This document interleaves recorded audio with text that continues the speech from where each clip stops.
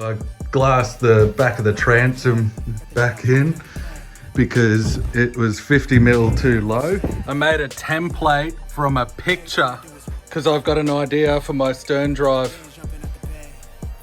Because I've got such a thick transom now, I definitely know that I have to recess it. So I was going to allow a recess for this, and then because it'll all be fiberglass, like how I did the subwoofer ring and a whole bunch of other things that I've done. I forgot to say that I tack welded these supports on an angle like that, so it saves them from flipping down. I've had way less problems after I've done that. I only did that with the rear ones. Doesn't fit. See if it goes the other way. No, it fits. It's a bit sloppy, so it's got room for that. I just made it symmetrical because it was easier. And that is the reason I made it go around like that, because that's going to be the actual recess and the depth of the recess in the back of the boat. And then I'm pretty happy with the ring. So now I just need to make a bunch of male ones so that it goes up like that. I might offset it 1 or 2 mil that way so it's a slightly tighter fit, although I do kind of like having a bit of play. It would be ideal if I had the bolt locations. I could put little plugs in the mold. It's too hard to scale. I can't get a good enough photo, and I can't find anything on the internet because there must be a whole bunch of different adapter plates. I found stuff that's really close but not perfect, which is really frustrating.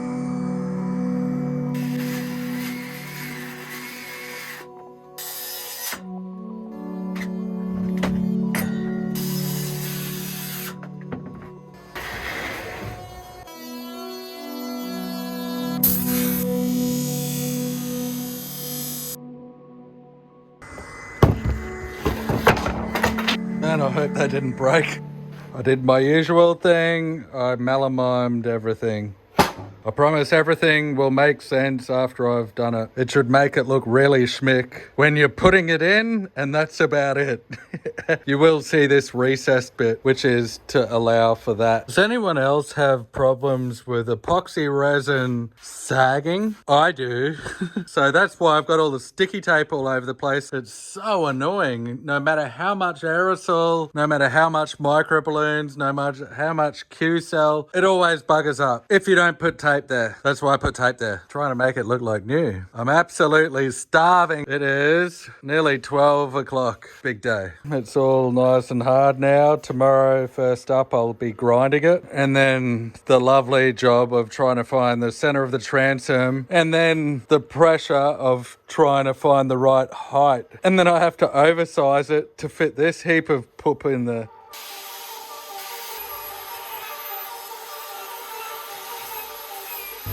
Doesn't look like much now.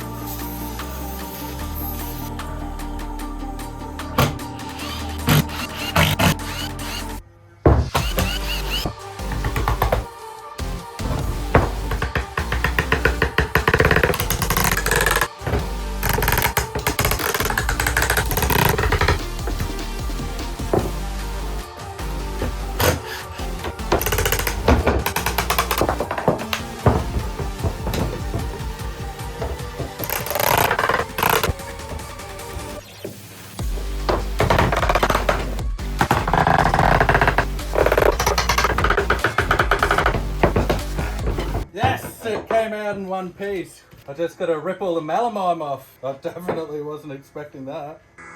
So I just got all the melamine out of here. I just used a heat gun. So this is going to be inside the boat. And then this bit goes on like that. So I'm going to put a chamfer in here. It'll look better, and the fiberglass didn't like doing that wrap in the mold. I didn't press it together like I normally do, which is fine. It'll look better. To put a nice curve here and here.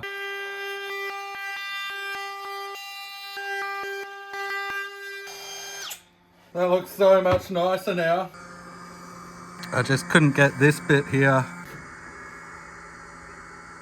This is where this is getting fiberglassed into, so now I need to do the hole. I've already done this before. I'm going to aim to have the cav plate about 5 mil below the hull, but I'd rather it be slightly lower than slightly high.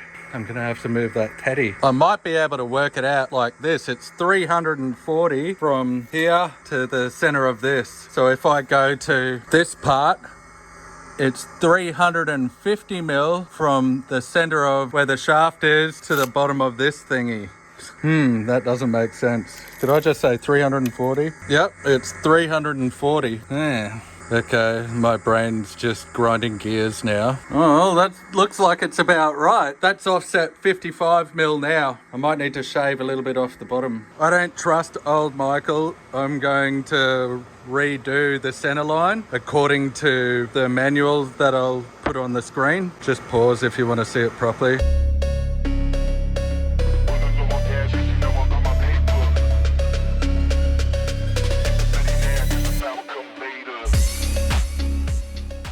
I don't have another person here, but I measured from here to there, and this is a double checker, and the same on the other side. And then I've just got a string, a pencil. The string's got its loops in it already, so I can't change the measurement, and I'm just gonna really lightly just do an arc like that and an arc like that.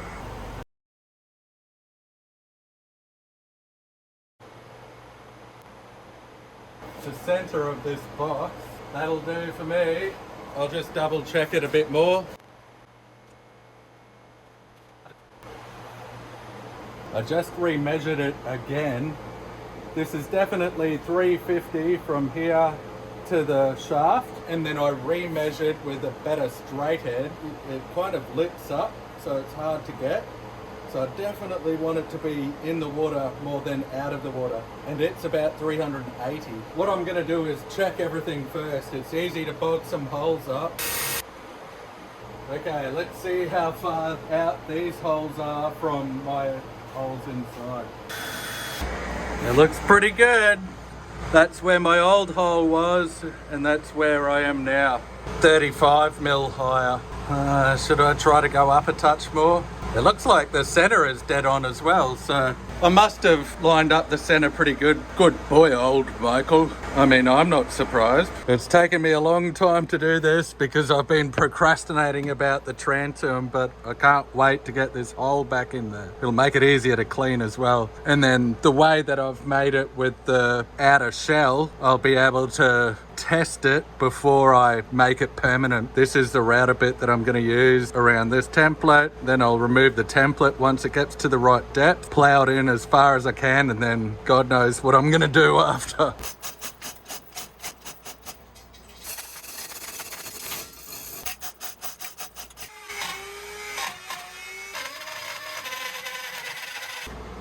The bearing already fell off.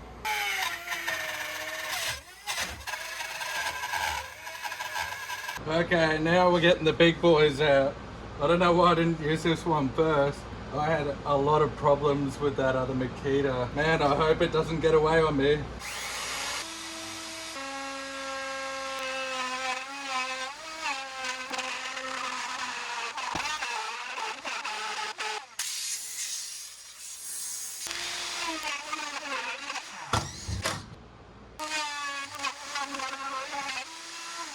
I hope this gets through it.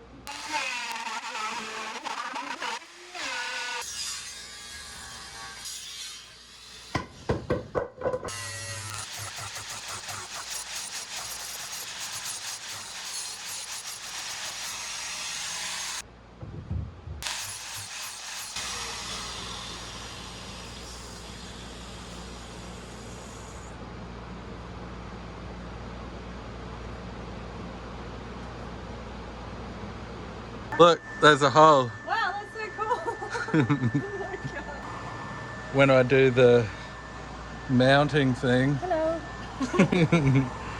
when I do the mounting thing, I need to make sure that it's I need to make sure that this edge is parallel where the motor kicks in, so I'll have to eat in a lot down here and not as much up here.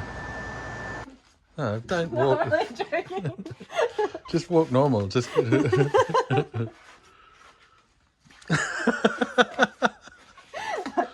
wow, babe, looks awesome. Good work. Like, right up. I'm sorry, I don't mean to be.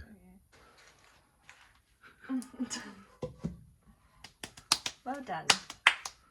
Good work. Good boy. I'm gonna be all itchy now.